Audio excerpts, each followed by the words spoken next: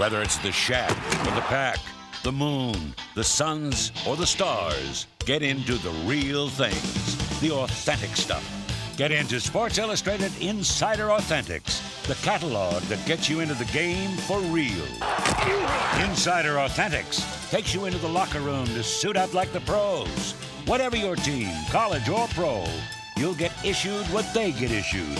It's exactly what the players and coaches wear with NFL Pro Line, Major League Baseball's Diamond Collection, NBA Authentics, and the NHL Center Collection.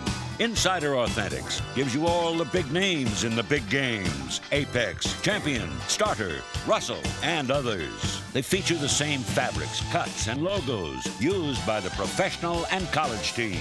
Sweatshirts, t-shirts, shorts, and jerseys that can take a pounding and still look like a hero. It's quality that's unbeatable. It's Sports Illustrated Insider Authentics. Call this toll-free number now to get into it with a free catalog. It's where you find all the stuff that's hard to find. It's where you can get into it all without going out. And you get it all on time with express delivery that won't keep you waiting. Plus, you can order the sports videos that capture the excitement of the event, the teams, the stars. You'll also get inside the world of sports celebrities through signed helmets, balls, and covers. These items are limited, so call now for a free catalog. Ask how you can join the Insiders Club and save 10% on all purchases. Plus, you'll receive 2 free videos. Watch for Insiders Authentics ads in Sports Illustrated. Get inside with royalty, the mighty, the biggest, and the best. It's great stuff. Call for a free catalog and get inside with Sports Illustrated Insider Authentics.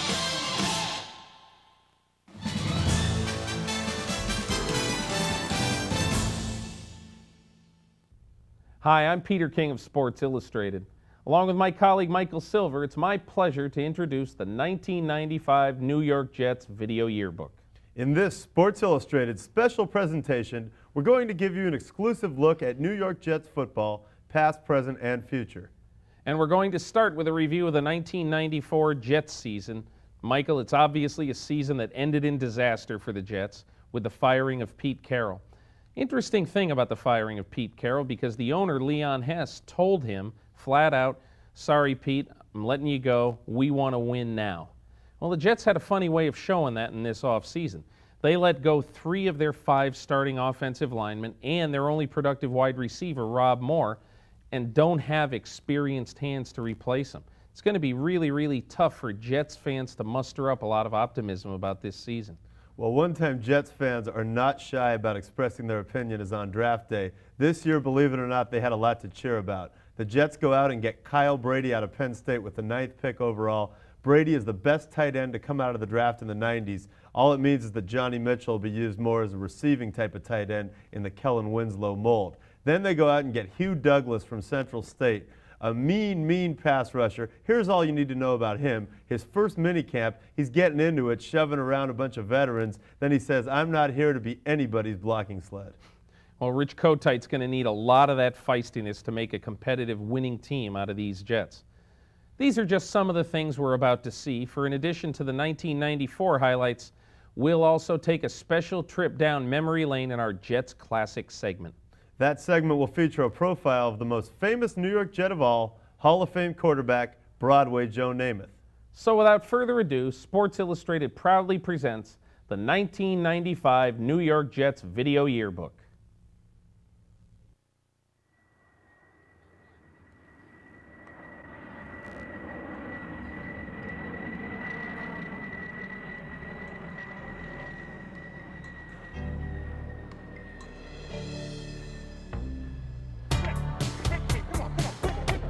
There's a new spring in the step of the New York Jets as they prepare for the coming season, and a new voice that can be heard across the practice field.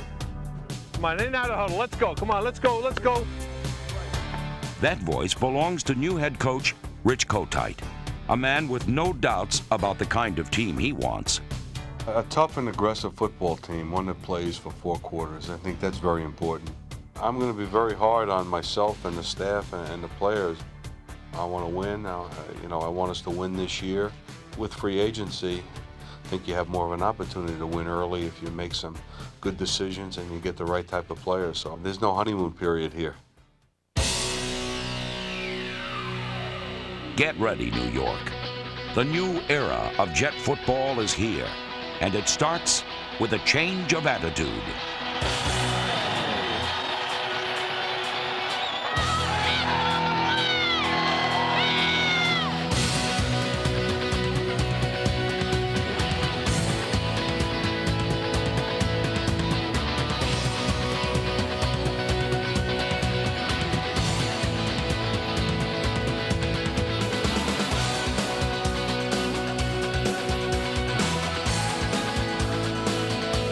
The new attitude is simple and clear.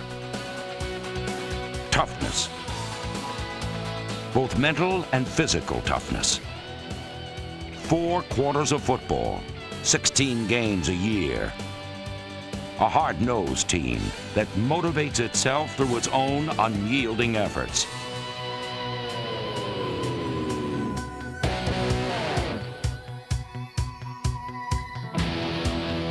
Somebody got to step up and make the big play every time.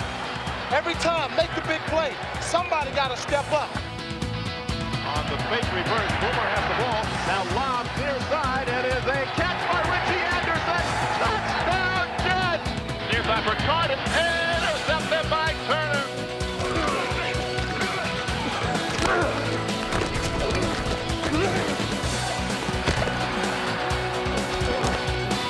Third and 4, throw over the middle, tip pass, and it's intercepted by Mo Lewis. Lewis has another interception. Boomer back, fires down the middle, reaching catch, touchdown! That's Yarbrough! The Jets are cleared for takeoff in '95.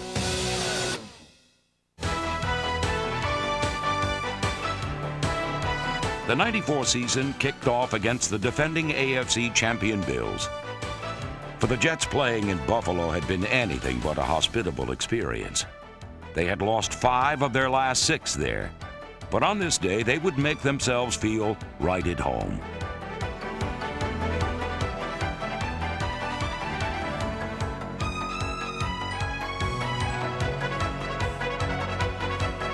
Johnny Mitchell's 55-yard catch and run set up the Jets' second touchdown of the first half and put the Bills on guard that they were dealing with one inspired football team.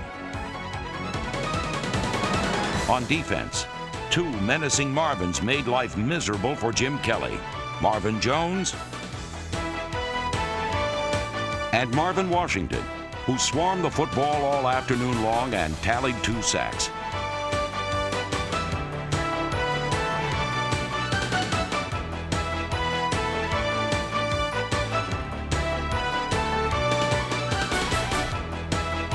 With an impressive road win in hand, the Jets left the Bills blue and headed home to meet the orange. Time to buck the Bronco. Let's get some, baby. Let's buck the Broncos, baby. It's our home. Let's get this baby started off right. Jets on 3. 1, 2, 3, Jets. Way back, has protection, throws right side, intercepted by Mo Lewis, and he has a clear shot to the end zone, being chased by Elway, but no chance. 20, 15, 10, 5, touchdown! Gotta go to Mo's. Mo Lewis' 67-yard interception return set the tone for what would be a day of big plays.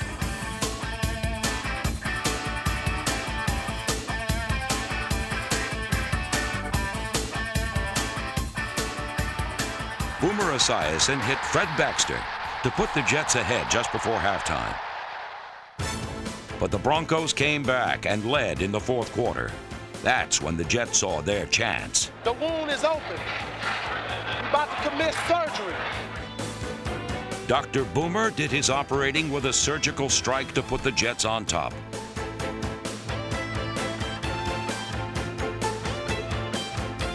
But the Broncos would fight back again and send the game to overtime. In the extra period, Esiason hit Art Monk over the middle, setting up Nick Lowry for a shot at the 12th game-winning field goal of his career. Anson now calling for the ball. Spot, kick on the way. The kick is up. The kick is good! The Jets win! 25-22! Lewis mobbed by his teammates. Fans are running on the field. And the Jets victorious go now 2-0 on the season. The Jets' fast start was due in large part to the play of the defense, a defense led by linebacker Mo Lewis. Voted the '94 season's MVP by his teammates, Lewis had one of the best all-round seasons by a linebacker in recent memory, yet often escaped public notice. Why? When you're playing outside linebacker, that's one of the main things that people look at is the sack total. If you don't have the sack total, you're going to get looked over. While some linebackers are primarily blitzers, in the Jets' defensive scheme, Lewis is called upon to do it all. His first duty is to stop the run, something he does better than any other man at his position.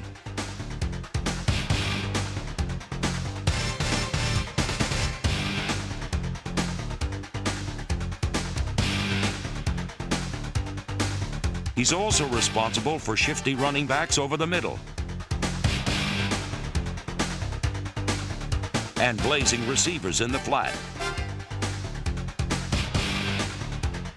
He sheds blockers like flies on his way to pressuring opposing quarterbacks. And he can hit. He even notches an occasional special teams tackle.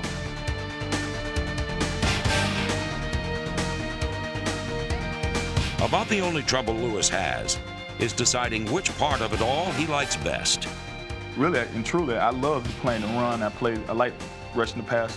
Really, I like doing it all. Perhaps the thing Lewis does best is create turnovers. In '94, he forced 3 fumbles. He also picked off 4 passes, tops in the NFL among linebackers, a result of his aggressive attitude. Maybe the offense cannot score that game. Maybe the defense needs to score. So, you do whatever you can out there on the field, help your team to win. You just don't rely on the offense. You become the offense. And it is intercepted this time by Mo Lewis. Breaks away, 10-5, touchdown! This season, look for Mighty Mo to blitz more often and finally get the recognition he deserves. There were also 2 moments in '94 that deserve special mention. In Week 4, running back Johnny Johnson etched his name in the record book with the longest run in New York Jets history. 40, breaks away, 50-yard line, still going 40-yard line, gets to the center of the field, he might go all the way, but he's chasing behind. 20, 15, 10, and he is down at the 6-yard line. My, what a burst by Johnny Johnson. Long run, 90 yards, career long. In Week 15, future Hall of Fame wide receiver Art Monk set an NFL record by catching a pass in his 178th consecutive game. The pass is caught by Monk, a 5-yard pickup and a standing ovation for Art Monk, who now has the consecutive games with a reception record. A stellar achievement to cap off a stellar career. In Week 6, the Jets pulled out all the tricks to stop Rookie of the Year Marshall Faulk. Donald Evans led a determined defense with a team-high 7 tackles. In the 4th quarter, Adrian Morrell set up the game's only touchdown with a 19-yard run.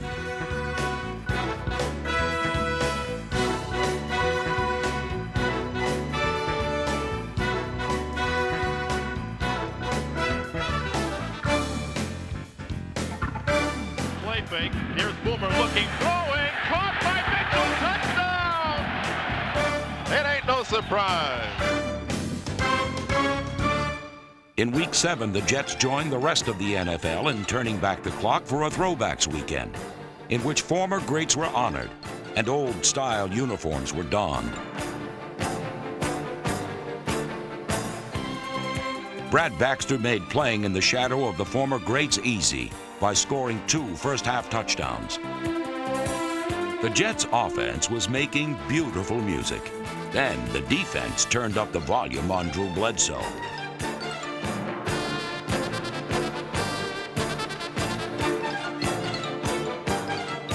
Drew Bledsoe has looked like a rookie quarterback instead of a guy in his 2nd year who has done well.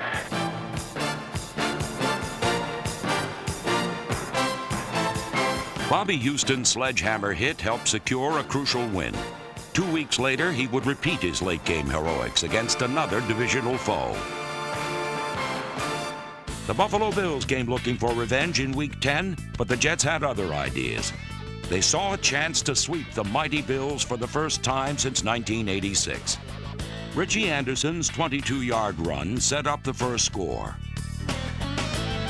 Here is Boomer rolling left side, throws wide open. Johnny Johnson makes the catch, touchdown.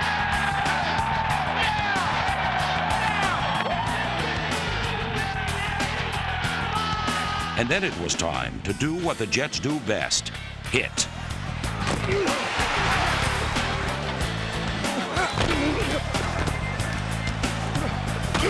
Bobby Houston landed the haymaker.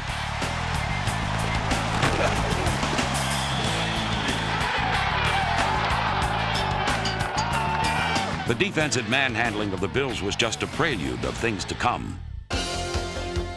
In Week 12, the Jets' defense had their eye on Viking quarterback Warren Moon. Specifically, Marcus Turner. 16-yard line, Jet territory, Moon back. He throws left side too high and intercepted by the Jets. The Jets with the football and coming up the near sideline. It's going to be a run all the way back. It's Turner. He's going to go all the way. Turner 15, 10, 5, and it's a touchdown.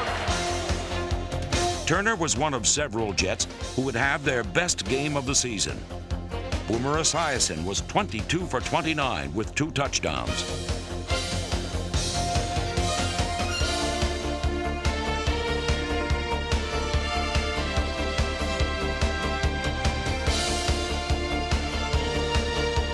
Johnny Mitchell hauled down a career-best 11 catches.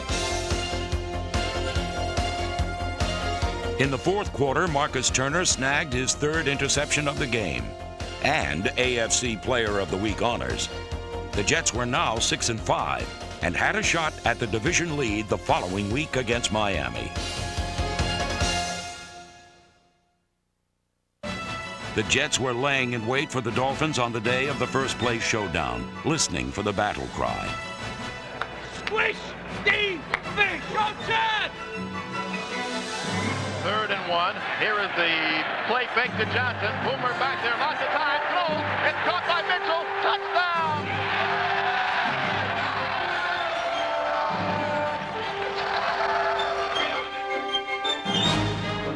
Handoff goes to Baxter, banging up the middle. He's across. The Jets piled it on with 3 first-half touchdowns. Looking, throws to the right side, wide open. Mitchell catches it to 10, 5, touchdown!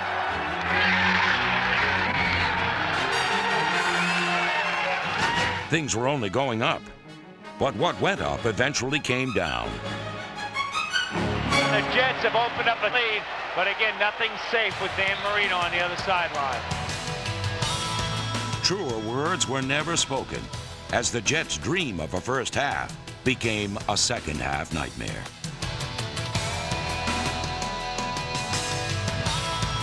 The future Hall of Famer kept on throwing. The Dolphins kept celebrating. And the Jets tried their hardest to hold fast. But everything that had gone so right in the first half was now going wrong. Anderson, it is intercepted!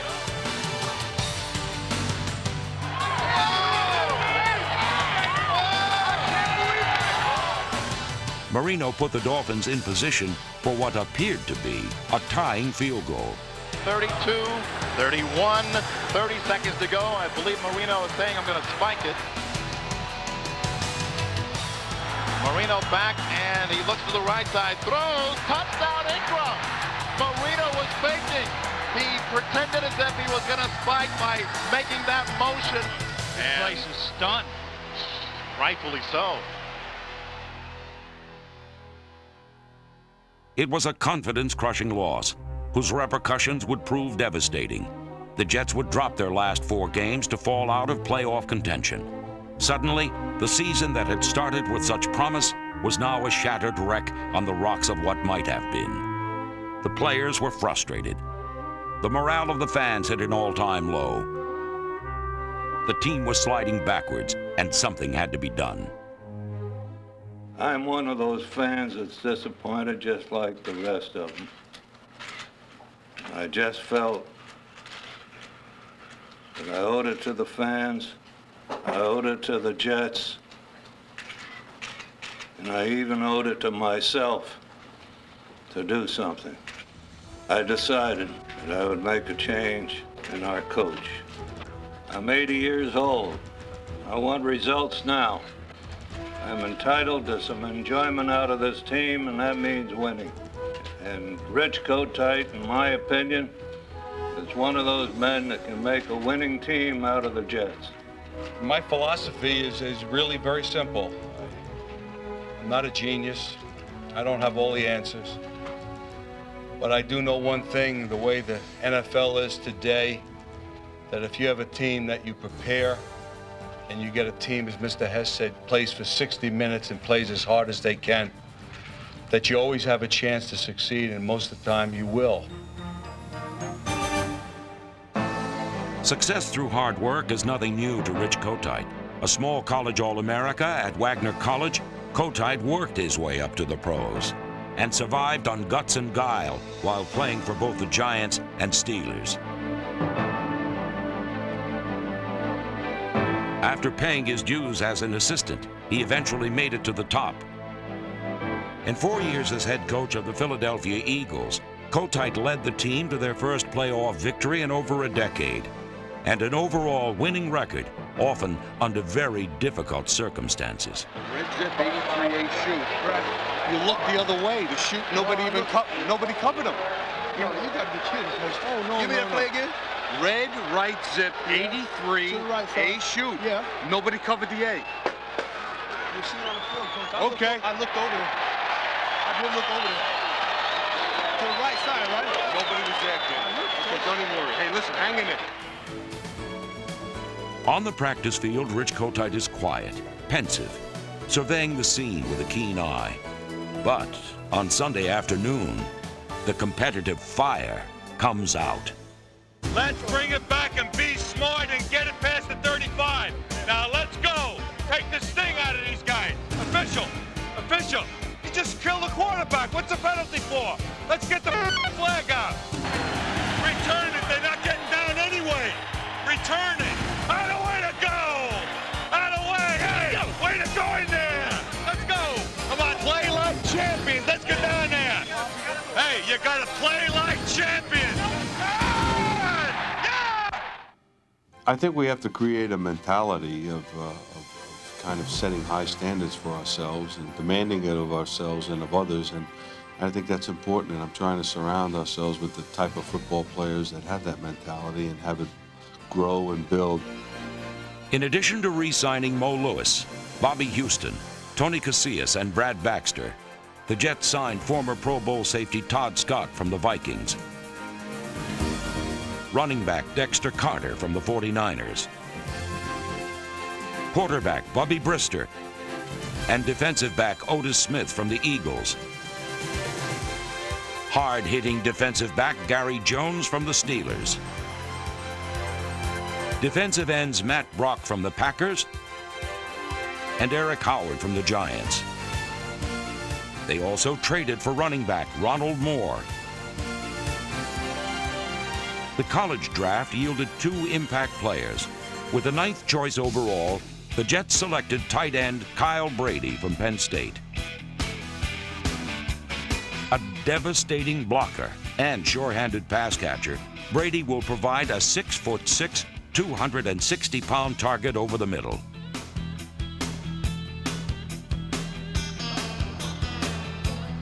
One thing Brady brings with him from Happy Valley is a winning attitude.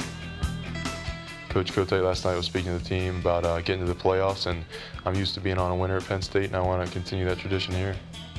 The Jets' other first-round pick was pass-rushing defensive end Hugh Douglas from Central State. As opponents at the Hula Bowl found out, Douglas's speed around the corner is matched only by his no-nonsense attitude. I'm not coming out here to be nobody's tackling dummy. I'm not here to be somebody's flunky or anything. I'm just here to play football. But first, rookies must learn. Don't wind up. Straight up the ground. One more time. Come on, dude. Whoa, now you release more out of those quads now. Think short yardage, man. There you go, much there. One more time. With quality young players like Brady and Douglas, key free agent signees, and a core of savvy veterans, the Jets will feature a forceful blend of youth and experience, all of which will help them achieve their most important goal. But the most important thing is to realize it's a long season. It's not how you start, it's how you finish. You got to finish strong. Anchored by one of the best linebacking trios in football, the defense will play a crucial role in the Jets' drive toward meaningful games in December.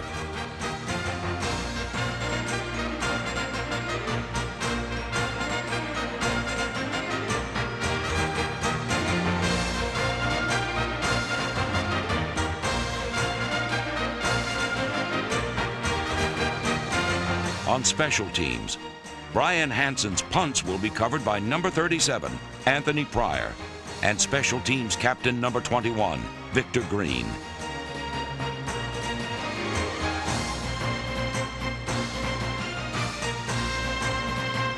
On the offensive line, Roger Duffy, Siapeli Malamala, Matt Willig, Cal Dixon, and James Brown will provide a formidable front for both the passing and running game.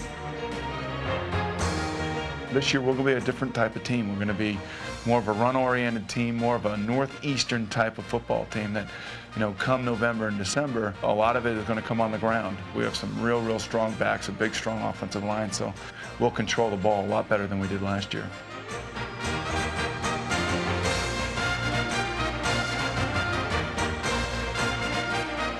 As usual, the 95 team will also enjoy the family support that is part of the New York Jets. We're in a very high-profile, high-stress business, and I think when you have that family atmosphere and everyone in the organization matters, I think it contributes to being successful. The new attitude is in place. The excitement isn't far behind.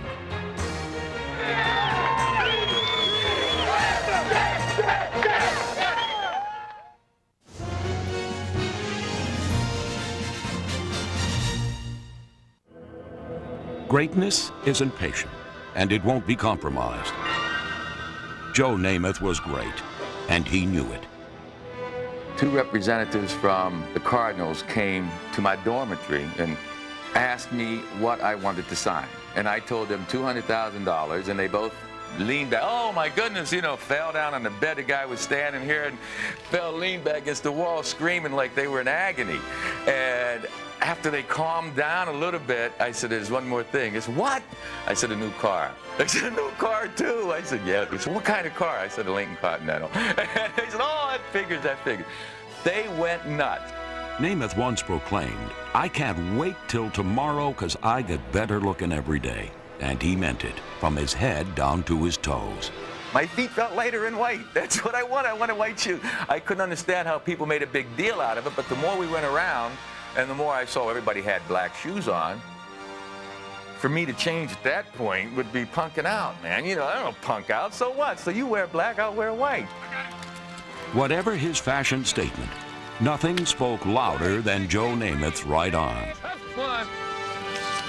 As a coach, I used to go out on Saturday to watch college players, and Sid Gilman said to me, what'd you see? And I said, I saw a guy who tips the field.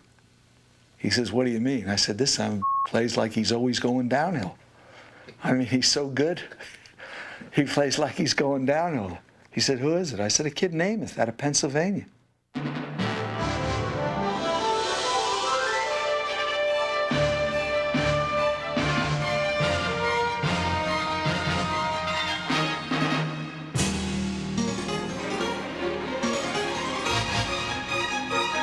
Well, Joe Namath was the most exciting quarterback to play the game and to watch play it. He had a style that no one else had. His feet were so quick and so smooth. It was almost like a ballet in motion. To watch him play to this day, the old tapes, it was just beautiful. I've never seen a quarterback that had a head that went like so. No, no, no, no, yes, boom. To be able to pick out the open receiver, he was just phenomenal. I remember one play in New York where we were playing the Jets, and it was a 5-man pattern. I will never forget it. And I really saw his skill show itself in such totality to me. Joe is set up right side, and Don Mann has run a 15-yard out on Marcellus. He's covered. So Pete Lammers is the tight end. Pete comes out and runs a circle pattern. Snell goes into the flat. Boozer runs a check down on my right. Well, then he moves past where Lammers is. And I have this slight panic, like, oh gracious, I'm out of position because he might go to Boozer. He wasn't going to Boozer. He was coming back to the other side of the field where Sowell was running an out and up. Emmett Thomas had Sowell covered, and the ball comes over the outside shoulder. Sowell makes the catch. And it was one of those kinds of joys, even though they scored against us, of seeing the skill that a Joe Namath happened to have. He was the first to throw for 4,000 yards in a season, and he once threw for 496 on a mere 15 completions. When he had a choice between going short or long, Joe Willie always took it deep.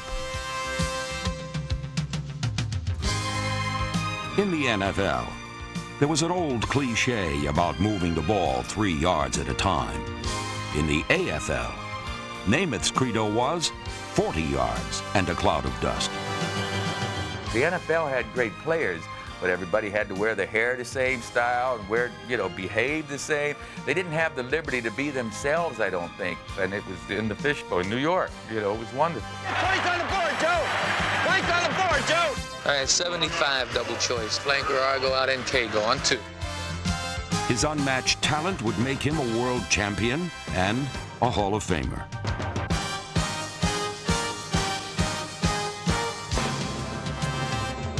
But Joe Namath had more than firepower. Joe Namath had star power, and he knew it.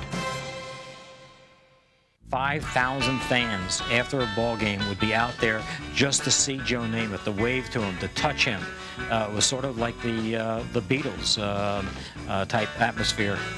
By 1967-68, the most famous player in football is Joe Namath. He was the one name that people who weren't even football fans knew. Namath was the first great commercial property out of football. I'm so excited. I'm going to get cream. Let Moxie Maku in your face. So racer won't. I think great athletes, particularly in that era, the biggest risk they could ever take is to try and change, because there is a certain amount of what they do that's almost magic. And Namath found that the magic was in being himself and putting himself out there and pushing the edge of that envelope. And that ultimately made him a commercial vehicle above and beyond his football skills, although that's what it was based on. I always enjoyed Joe Namath. I always enjoyed his great skill. I enjoyed his competitiveness and just his overall abilities as a player. And I think here was a fellow who played in the American Football League, who had the kind of media attention, star quality, and income that would help raise the level of income opportunities for the rest of us. Namath also helped elevate the reputation of the AFL when he led the Jets to a showdown with Baltimore in Super Bowl III. The Jets were 19-point underdogs. So it seemed that too much Miami sunshine was responsible for the bold guarantee that Namath made at an awards banquet. I got up to the podium, and about the time I'm getting ready to talk, a guy in the back of the room, "Hey, Namath, we're gonna kick your..." You know what? I said, whoa, wait a minute. I said, I got news for you. We're gonna win the game, I guarantee it. Our team wasn't getting respect, and that's how the guarantee came out. It was not planned, it wasn't premeditated, it was just anger and frustration, and I really believed we were going to win the game. Namath was brash enough and confident enough to make the prediction and then follow through with a great performance. And, so you got to take your hat off and give him credit. Namath was able to read our blitz, and when we did blitz, he got rid of the ball and hurt our blitzing. Namath continually outgunned and outguessed the vaunted Colts defense. As I had it on last time. Far away. I had a 60-yard rip on. But they didn't shake it. They checked it off. Did you check it though? Yeah, I checked the line. I had something else on. You know what I mean? While Namath didn't put up gaudy statistics, A gutsy performance earned him game MVP honors as he secured the AFL's first ever Super Bowl victory. Although off-field exploits established him as the flamboyant character Broadway Joe, Super Bowl III demonstrated that Namath was a natural when it came to playing the role of a champion. And it was this performance that provided him with the thrill of a lifetime. When the game ended, there was such a feeling of elation, joy, tickling explosion inside. The teammates, you know, we did it! We did it, you know? It was wonderful. And going off that field, it was kind of like a finality of it. You know, yes, and everybody's cheering and finally, we did it, we did it, we did it. We were #1. I never put my hand up like that for some reason. I don't know why, but that's the only time. And it was just a feeling. I didn't think about it. It was just, yes, yes, yes. Oh, it was great.